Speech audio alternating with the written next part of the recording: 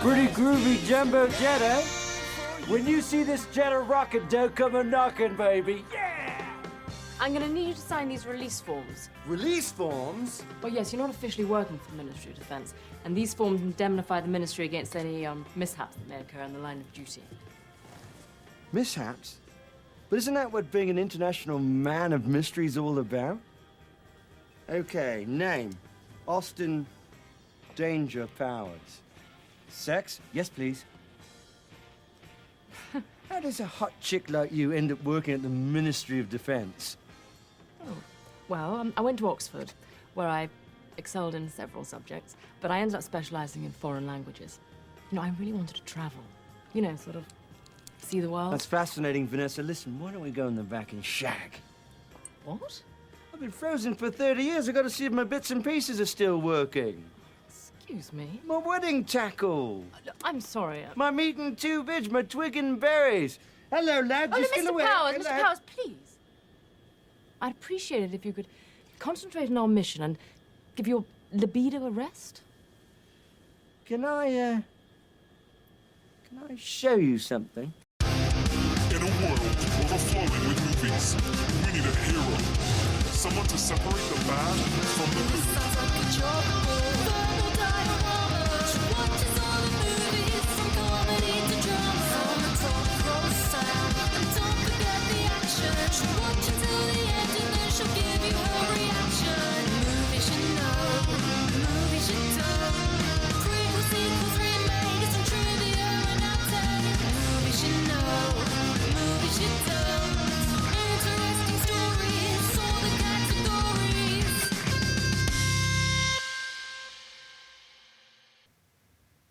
Hi everyone, allow myself to introduce myself.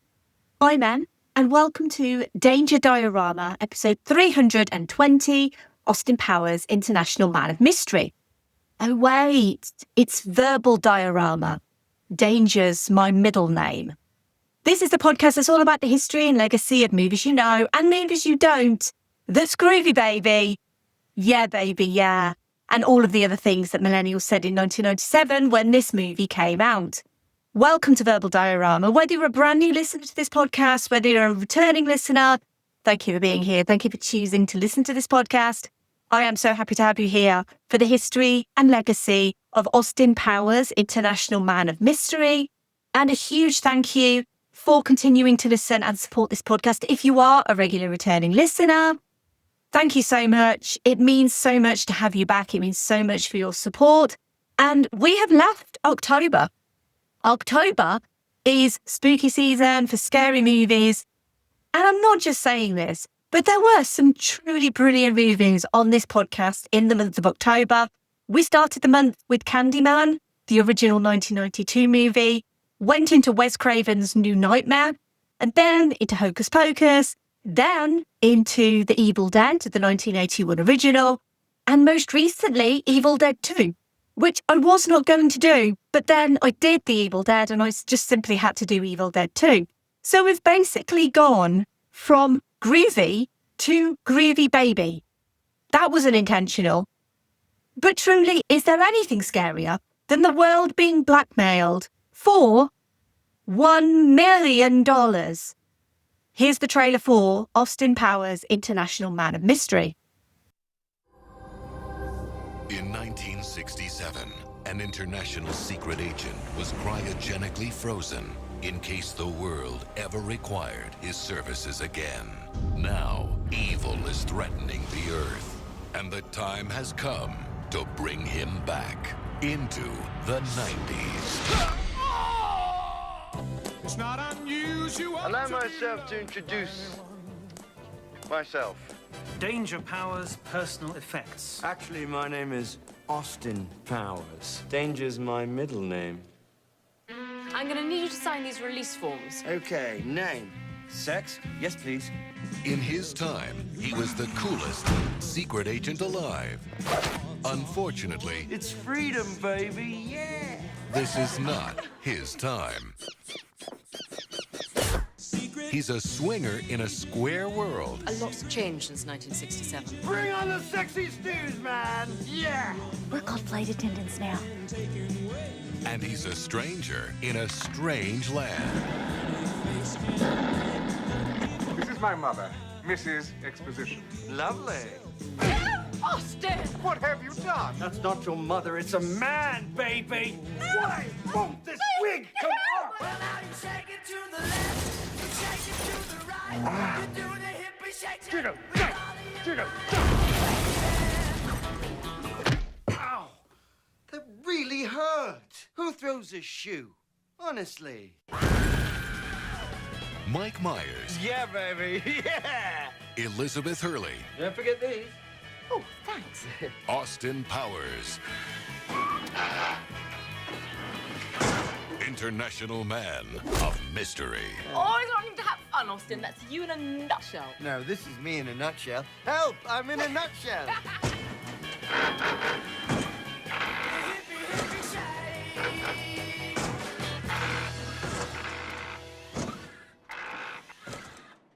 Swinging London, 1967. Having thwarted an ambitious assassination plan by his arch-nemesis, Dr. Evil, the British super agent and fun-loving hedonist Austin Powers has himself cryogenically frozen just in case the world ever requires his services again. 3 long decades later, Dr. Evil threatens the world once again, and now the time is right to thaw out Austin Powers. Feeling like a fish out of water, the bespectacled hero tries to find his feet in a strange new world and joins forces with brilliant young agent Vanessa Kensington. However, a lot has changed since the 1960s. Let's run through the cast. We have Mike Myers as Austin Powers and Dr. Evil, Elizabeth Hurley as Vanessa Kensington, Michael York as Basil Exposition, Mimi Rogers as Mrs. Kensington, Robert Wagner as Number 2, Seth Green as Scott Evil, Fabiana Udenio as A Lot of Vagina, and Mindy Sterling as Frau Forbissina. There are loads of cameos in this movie. We have Will Ferrell as Mustafa, Burt Bacharach as himself, Tom Arnold as the Texan in the bathroom, Carrie Fisher as the therapist, and interestingly, the UK release also features additional scenes that the US didn't get, including one featuring Christian Slater as the hypnotised guard, Rob Lowe as John Smith's friend, and Kenny Preston as the Hooters waitress. Mr. Bigglesworth is played by Sphinx cat actor Ted Nugent, which I love because this is a movie that loves its puns, and so why would you not get Ted Nugent to play Mr. Bigglesworth? Austin Powers' International Man of Mystery was written by Mike Myers and directed by Jay Roach. The life of Sir Austin Danger Powers, KBE, was wild and fascinating. In 1967, he was the ultimate gentleman spy, womanizing, hard partying, and enjoying nothing more than mind-bending drugs and promiscuous sex with many partners. He was also in his own band, as well as a fashion photographer, and photographed many of the supermodels of the day. Women wanted him and men wanted to be him. He was known for his Union Jack Shaguar, not Jaguar, Shaguar, his jumbo jets, his crushed velvet suit, his Italian leather boots, and that book about Swedish-made penis enlarger pumps. It was a bestseller. But the thing he is most known for is his constant fight to rid the world of Dr. Evil. The Ministry of Defence used state-of-the-art cryogenics technology to freeze Austin Powers in 1967 and revive him in 1997 to continue the fight against the tyranny of Dr. Evil, who intends to steal a nuclear warhead and ransom the Earth for $1 million. What do you mean that's not enough? Oh, okay. For $100 billion. But who was the real Austin Powers? Where did all the chest hair come from? And does he make you horny, baby? Be honest. It's no secret that James Bond heavily inspired Austin Powers, but the main inspiration was somewhat a hell of a lot less famous.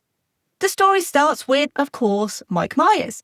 He's featured on this podcast before, a few times actually, for Shrek, which is episode 79, Shrek 2, episode 286, but also Wayne's World, which is episode 199. In 1991, the year before Wayne's World, when Myers was a regular on SNL, his father died. He named his production company Eric's Boy in honour of Eric Myers. But Eric, who was a World War II veteran who hailed from Liverpool, also imparted the typical British wit and wisdom onto his Canadian-born son. He introduced him to James Bond, Peter Sellers, the Beatles, the Goodies, Peter Cook and Dudley Moore. Peter Sellers also starred in the 1967 unofficial James Bond parody Casino Royale, which is completely separate to the official Eon series. That movie also features Burt Bacharach. It was hearing the look of love from Casino Royale that set Myers into reminiscing about the 60s and about all of the 60s and 70s pop culture that his late father had loved. Myers loved James Bond. He'd studied the movies and all the tropes and wanted to create a loving homage. But James Bond parodies were and are nothing new. Not just Casino Royale, but also in the 60s, mostly in and around 1967, actually. There was Matt Helm, Man Flint and its sequel In Like Flint, Carry On Spying, OK Connery, Come Spy With Me, and into the 90s and 2000s with Spy Hard, Johnny English and its sequels, as well as American TV series Get Smart and its film adaptation. Even British kids' TV show Danger Mouse spoofs Bond. The actual character of Austin Powers was created as the lead singer of the fictional band Ming T, consisting of Mike Myers, Susanna Hoffs, Matthew Sweet, Stuart Johnson and Christopher Ward. Susanna Hoffs from the Bangles, no less.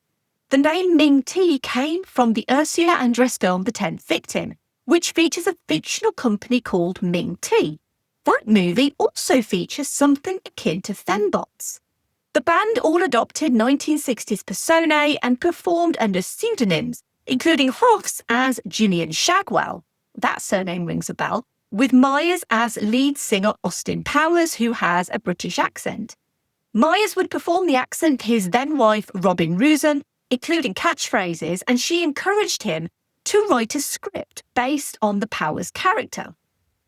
Partly as a tribute to his father, and partly because he enjoyed playing the character, Myers wrote the bare bones of a script in 1995, after the successes of Wayne's World and Wayne's World 2, and showed it to Susanna Hoffs' husband, director Jay Roach, who had made his directorial debut in 1990 with Zoo Radio.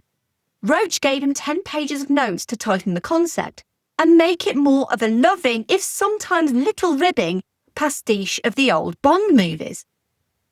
Myers wanted to get the comedy made however he could, and the script landed in the lap of Michael DeLuca, then president of production at New Line Cinema, who invited Myers for a meeting where he did the character without costumes or props. DeLuca loved the originality of the script, that it was something completely different to any studio-based comedy. And since Myers was a Saturday Night Live veteran and Wayne's World had been so huge, DeLuca was completely on board. New Line would option the Austin Powers movie so long as they could secure a good director. Jay Roach was not their first choice. Mike Myers lobbied for Roach to get the gig, even to founder and former CEO of New Line, Robert Shea, who asked the simple question, who is this guy? They weren't just going to give the director gig to Mike Myers' friend. Roach put together a directing reel, including scenes from A Hard Day's Night, Man Flint, Danger Diabolic and The Knack, which apparently wasn't very good, according to Robert Shea. But then he spoke to New Line honestly and passionately about Austin Powers and gave them his vision for the movie, and that cinched it for him. He presented storyboards for the fembots based on the Castle Anthrax scene in Monty Python and the Holy Grail, where Sir Galahad is nearly thwarted by a group of seductive-looking women. Shea and DeLuca agreed to greenlight the movie for $16.5 million and not a penny more. The hottest comedian of the 90s had just had an incredible 1994.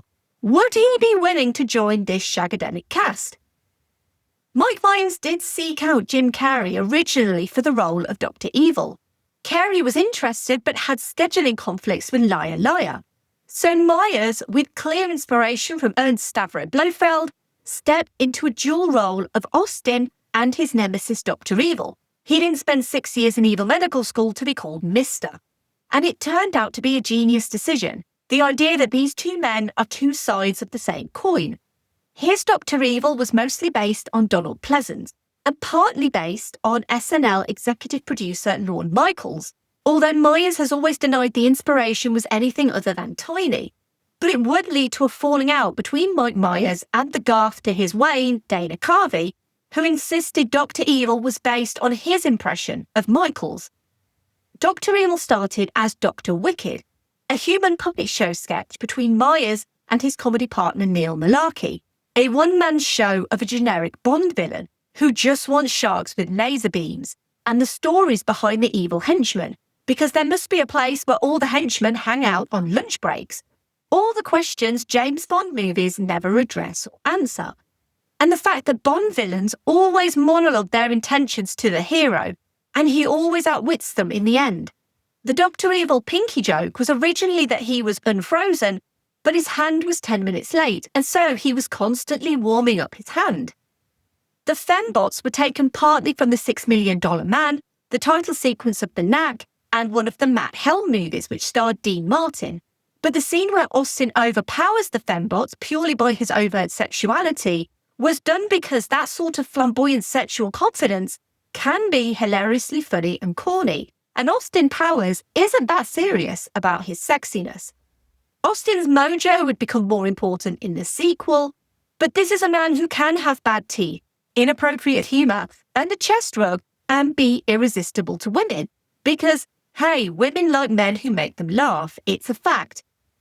The chest hair was also inspired by Bond, specifically one Bond, Sean Connery, who had an impressive manly chest. Connery stepped down from the role of James Bond in You Only Live Twice, which came out the same year Austin Powers was originally set in 1967. Casting the rest of the movie, Myers wanted two names specifically, two actors he'd grown up watching in films from the 60s, Robert Wagner and Michael York. They were household names thanks to their earlier roles. For Wagner, that included A Kiss Before Dying, The Pink Panther and the Towering Inferno, and for York, Cabaret, The Three Musketeers, Murder on the Orient Express, and Logan's Run.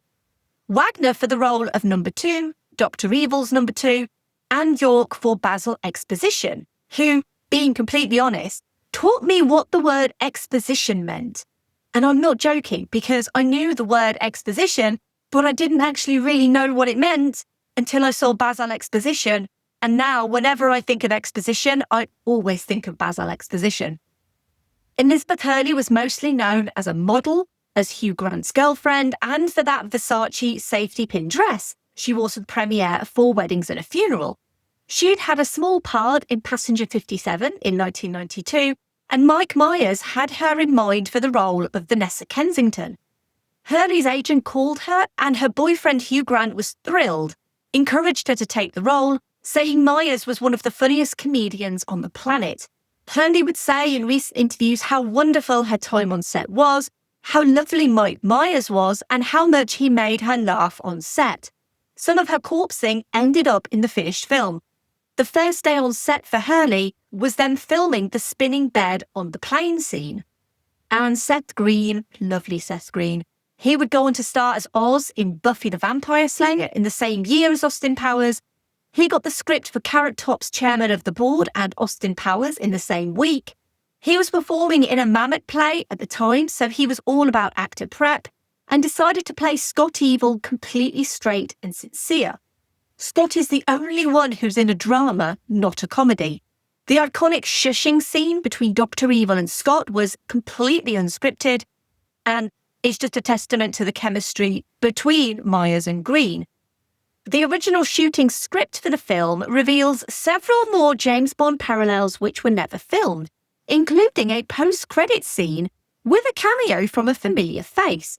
We see Austin from behind talking to a girl in a bathing suit. He turns around to reveal that it's Austin Powers, played by Roger Moore, with the same glasses and teeth. And the final line is Roger Moore saying, "Oh, behave."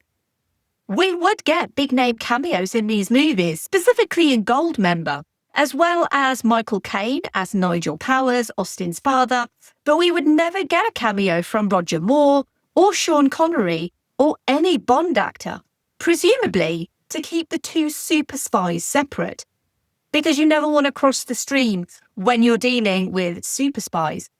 And obviously James Bond is known for many things.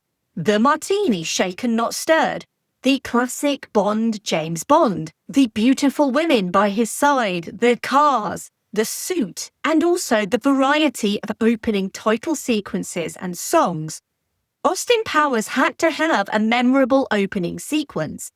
Jay Roach didn't want Austin Powers to only be seen as a Bond spoof, but also inspired by other things like Beatles culture, Carnaby Street, and Austin's introduction was specifically borrowed from the Beatles movie A Hard Day's Night, with a Bob Fosse-inspired dance number choreographed by Marguerite Coleman-Derricks. She did the choreography for the whole movie, including the fembot scene and the opening number. She's been featured several times on this podcast for her choreography in Showgirls and Spider-Man 3, and she also worked with Demi Moore on Striptease. Her choreography for Austin to destroy the fembots was actually the same moves that Derricks had used for Demi Moore in Striptease and Elizabeth Berkley in Showgirls. It's a good time actually to mention Demi Moore because her production company Moving Pictures produced Austin Powers along with sisters Suzanne and Jennifer Todd, and they originally wanted Marguerite Coleman-Derricks to be a go-go dancer in the movie. Derricks didn't want to be in the movie, she wanted to choreograph it. And originally the opening sequence wasn't a dance number until she suggested a Fosse or Jerome Robbins West Side Story style inspired sequence. Mike Myers studied tap dance as a child, and their idea was to make it fun, kind of haphazard in style, and feel indie with as low a budget as possible. But it needed a rhythm you could dance to, and you needed a song that made people want to dance, that felt 60s in tone, that just screamed Austin Powers as much as young girls in the street would. Austin Powers was based on mostly obscure 60s movies, but it needed a well-known, catchy song that would become synonymous with Austin Powers. Enter the legendary Quincy Jones and his 1962 song, Soul Bossa Nova. Chris Doridas, the music consultant on the movie, was a DJ for KCRW Santa Monica, and he suggested Soul Bossa Nova. Jones had worked with Myers on SNL when he hosted in 1990, and he happily gave permission to use Soul Bossa Nova as a unique sounding song you could dance to, which then set the whole title sequence. That title sequence had a skeleton crew made up of members of a teen dance company, aged between 12 and 17 years old, dancing on the Paramount backlot after one day of rehearsal, and they got it in the bag after one day of filming. Soul Bossa Nova then experienced a resurgence and now is simply known as the Austin Powers theme. And this was a movie where everything had to be tight, or behave, but also tight as in scheduling, due to the low budget, but that didn't mean a lack of production design. Myers wanted Austin's world to be psychedelic, swinging, fun, and colourful. He wanted Coca-Cola Reds, AT&T Blues, and Kodak Yellows, with Dr. Evil's world grey and black and sharp in comparison. The costume designer here is Dina Apple, and she would be responsible for one of the most recognisable, iconic characters of 90s cinema. She'd also worked with the Todd sisters and Demi Moore on Now and Then, and she met with Myers and Roach to talk about the costumes. In the script, Myers had described Austin in a velvet suit and frilly cravat, and Dr. Evil in a Blofeld suit. That was the launching point that she had to work with. The whole script was described in vivid colour. She scoured 60s fashion magazines and books, watched films of the era, and it was decided that, as the ultimate gentleman spy and international man of mystery, that Austin should have an extensive wardrobe, each vintage in style but unique in colour, keeping the same silhouette but changing the fabrics, to create an instantly recognisable character while keeping the costs down. All of Austin and Dr. Evil's suits were made at Universal Studios by tailor Tommy Velasco. The shape of Austin's suits came from Apple's research, with Beatle George Harrison the strongest influence for Austin. He had a formality of dress with great style and flair, but he had a sense of humour. All of Austin's shirts were made by the Anto custom shirt maker in Beverly Hills, and for this movie they had vintage black Chelsea boots. For everyone else in the movie, it was important to keep to a strict colour code, graphic and clear colours and high contrast patterns only. Apple was also inspired by Paco Rabanne's conceptual art, with plastics replacing fabric, and Mrs. and Vanessa Kensington's black leather catsuits, a clear homage to Emma Peel from The Avengers, which was created by Universal Studios dressmaker John Hales. The rest of Vanessa's costumes were designed in collaboration with Freddie Lieber, a stylist Elizabeth Hurley worked with regularly at the time. For Dr. Evil, his costumes were lifted straight from the Blofeld catalogue, but they still needed to feel period accurate for the 60s. They had a Nehru collar and a hidden placket front to eliminate the need for visible buttons. The colour needed to be grey to fit into the strict colour palette. The silhouette had to differ between Austin and Dr. Evil, even though they were being played by the same person. So Apple gave Dr. Evil's clothing a barrel chest, which was done with a padded undersuit. The costumes for the extras are made by Joe Torngren, including for the henchman uniforms and Dr. Evil's black and white army. The designs and outfits for the fembots were straight out of Paco Rabanne, Barbarella and Danger Diabolic. The boob guns were hidden specifically by the grommets in the outfits, and the actors would wear bras that could produce tiny sparks and smoke. The actual gun barrels were on dummy boobs. The idea that Dr. Evil wouldn't be able to stand Austin and Vanessa in civilian clothes and make sure they changed outfits to be captured came straight from Dr. No, where they suddenly change clothes when they're captured. Dr. Evil would have them changed into something more evil appropriate before being escorted into his lair, which is where the silver leather combo comes from. Vanessa's iconic silver dress had 60s influence, but was also based on a contemporary silhouette. John Hales created the silver dress, and Clint Bryant created the boots. They shot 25 takes of the nudity blocking scene after Austin and Vanessa are married. They just kept shooting until everything lined up perfectly. It took a lot of rehearsal, with Myers having to follow a pattern on the rug and Hurley going off a reverse polarity screen camera. It was shot in the Scientology Center in LA, with both actors completely nude, with their bits covered in red sticky tape. And despite Myers appearing naked in various points in the movie, with things covering his modesty for comedic effect, when it came to the MPAA rating, Austin Powers was originally rated R. The nudity blocking was fine, as were the movie's cheeky phallic references, such as Elizabeth Hurley biting the sausage and holding up melons. They were the butt of the problem. It was Mike Myers' butt that was the problem. Specifically in the unfreezing process scene, when Austin is brought back into action by the government, the sequence of him thawing out of his cryogenic sleep originally featured brief shots of Mike Myers' full frontal, bactal butt, which ultimately needed to be cut to earn the film its PG-13 rating. And out of this whole movie, which is full of actually really funny jokes, Mike Myers' favourite joke in the whole movie is the slow-motion steamroller chase.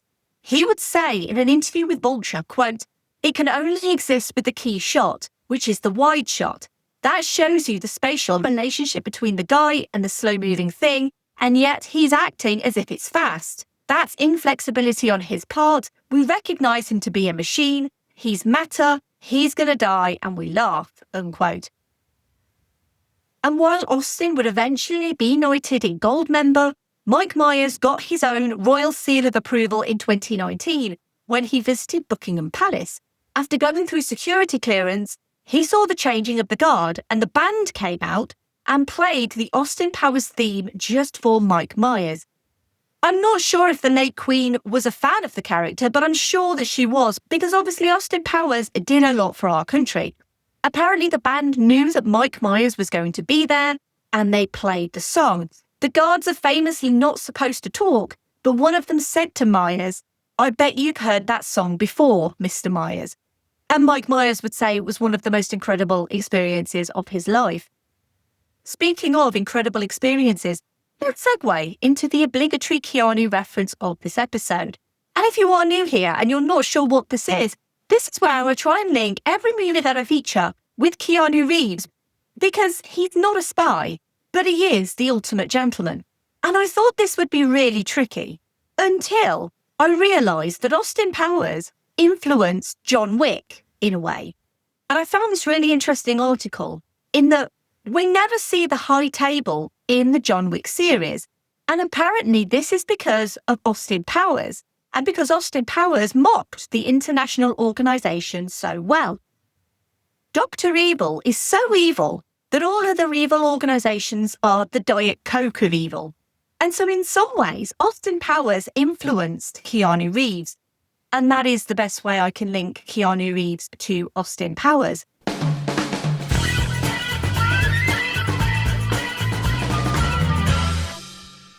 I have briefly mentioned the music and the Burt Bacharach and the soul bossa nova. But what is Austin Powers without the groovy music, baby?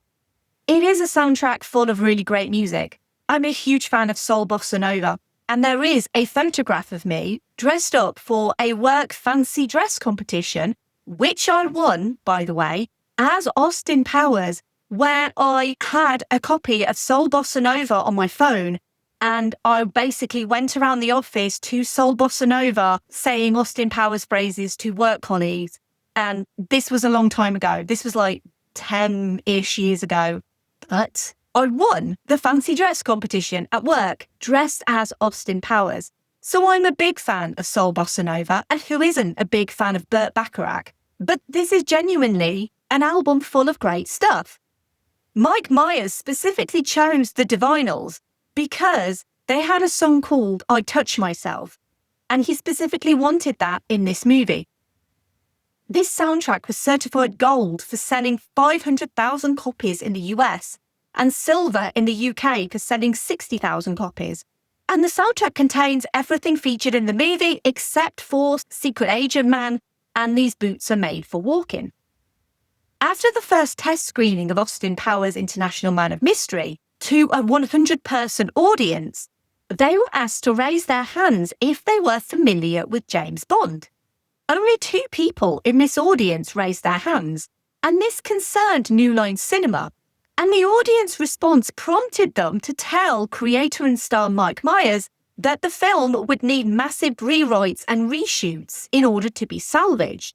But Mike Myers was so confident in his character and in his vision that he refused to change the movie.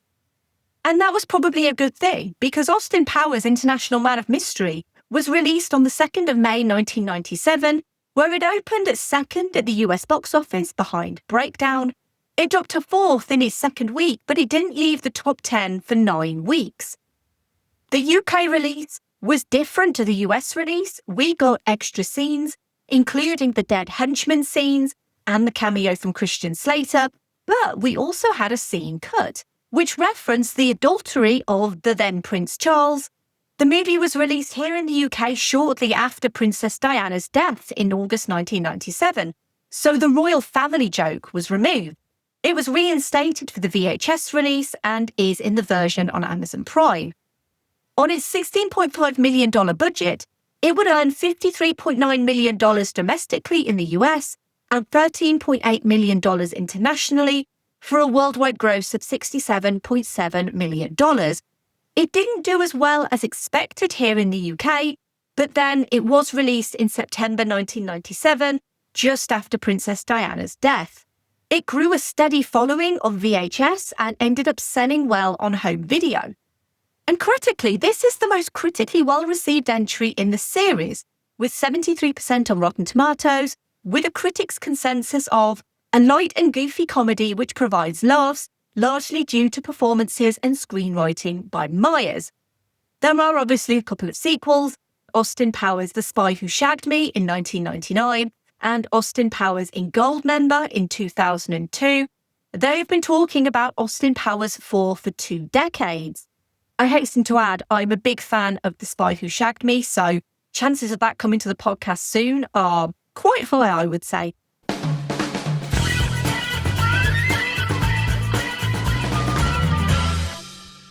Austin Powers is the rare spoof that actually creates his own world rather than rely on the pre-existing stuff you should know. If you've seen a Bond movie, you'll get the jokes.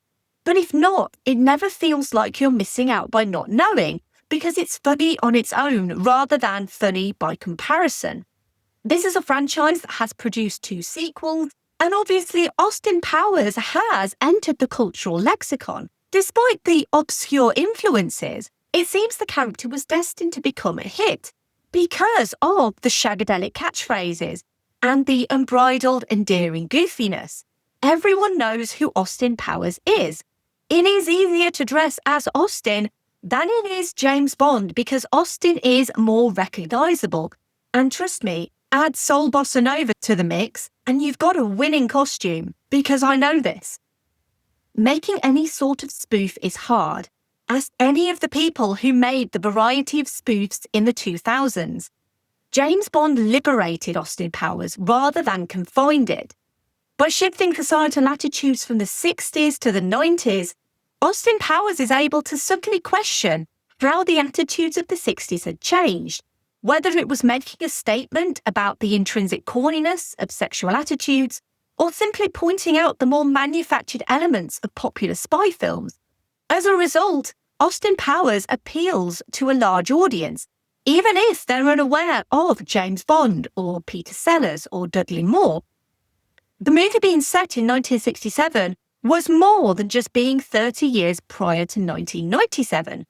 1967 set the stage for 1968, which some dubbed the Year of Revolt.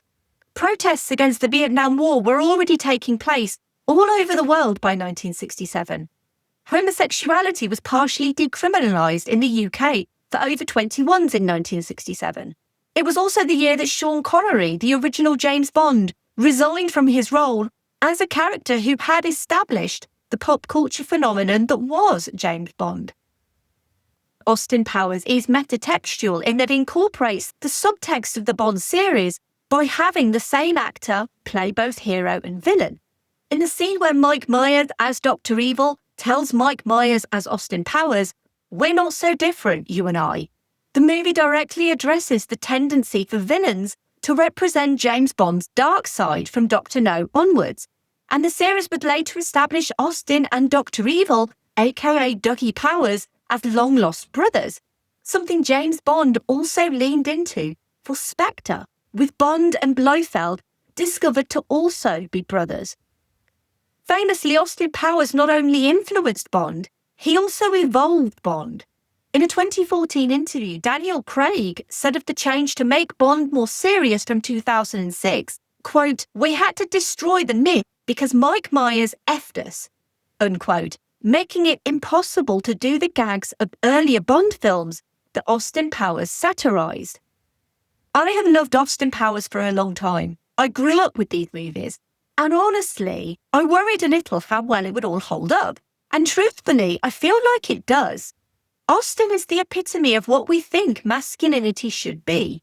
Power, guns, beautiful women, but he's also remarkably humble and awkward and sweet. He's into free love and promiscuity, but he also has a Swedish-made penis enlarger pump. He has no inner monologue and mentions how beautiful Vanessa is and how she probably shags like a minx, but also refuses to have sex with her when she's drunk. He infiltrates a lot of vagina in more ways than one, but to him it's just a job, part of being an international spy. But there's a difference between sex and love, and Austin Powers recognises it. Dr. Evil thinks that Frau Farbissina's fembots will take Austin down, but his sexuality actually seduces them so much their heads explode. Austin Powers basically suggests that women prefer goofy vulnerability, and it's so wildly true.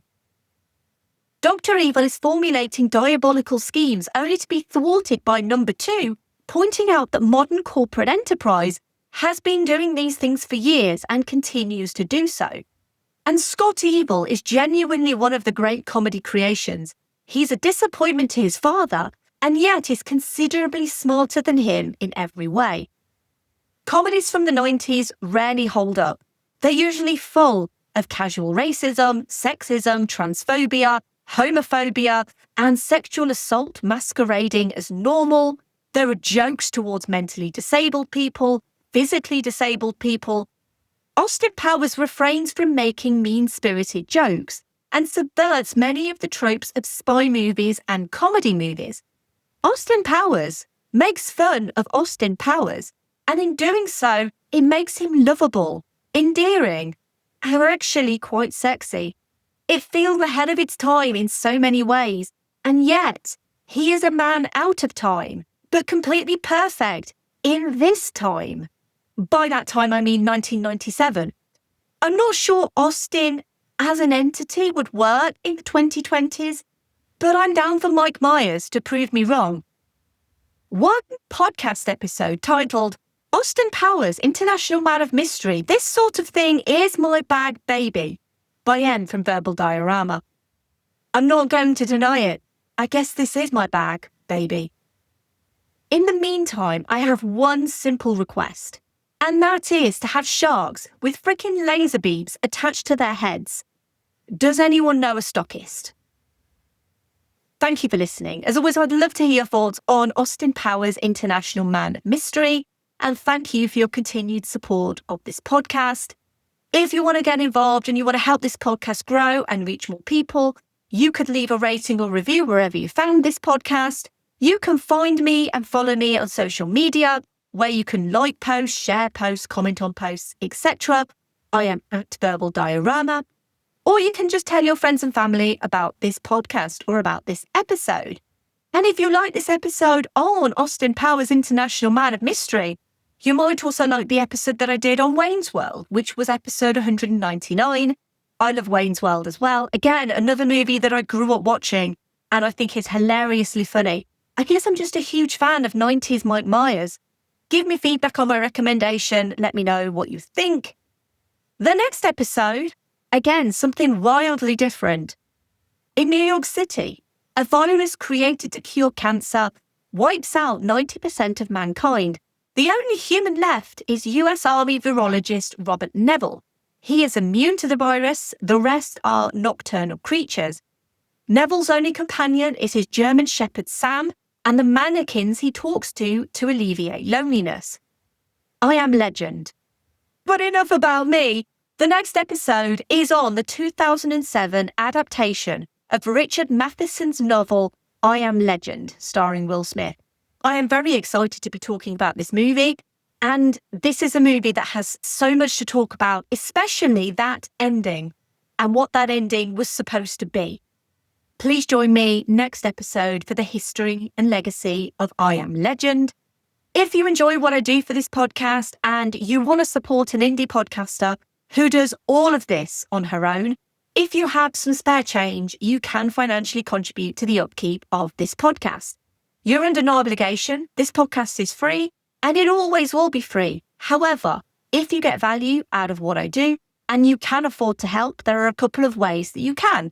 You can make a one-off donation at verbaldiorama.com/tips, or you can subscribe to the Patreon at verbaldiorama.com/Patreon. All money made goes back into this podcast by paying for things like software subscriptions and website hosting or new equipment. Huge thank you to the amazing patrons of Verbal Diorama: Oh Behave, Simon, Laurel, Derek, Kat, Andy, Mike, Luke, Michael, Scott, Brendan, Ian, Lisa, Sam, Jack, Dave, Stuart, Nicholas, So, Kev, Heather, Danny, Stu, Brett, Philip N, Zenos, Sean, Rhino, Philip K, Adam, Elaine, Kyle, Aaron, and Connor. Yeah, baby, yeah! If you want to get in touch, you can email verbaldiorama@gmail.com. You can also go to the website, verbaldiorama.com, and fill out the contact form. Oh, wait. I guess I was an M-bot all along. And finally, Dr. Evil, it's about the sharks. When you were frozen, they were put on the endangered species list. We tried to get some, but it would have taken months to clear up the red tape. You know, I have one simple request, and that is to have sharks with frickin' laser beams attached to their heads. Now, evidently, my cycloptic colleague informs me that that can't be done. Can you remind me what I pay you people for? Honestly, throw me a bone here. What do we have? Sea bass. Right. They are mutated sea bass. Really? Are they ill-tempered? Absolutely. Well, that's a start. Bye. Movies you know.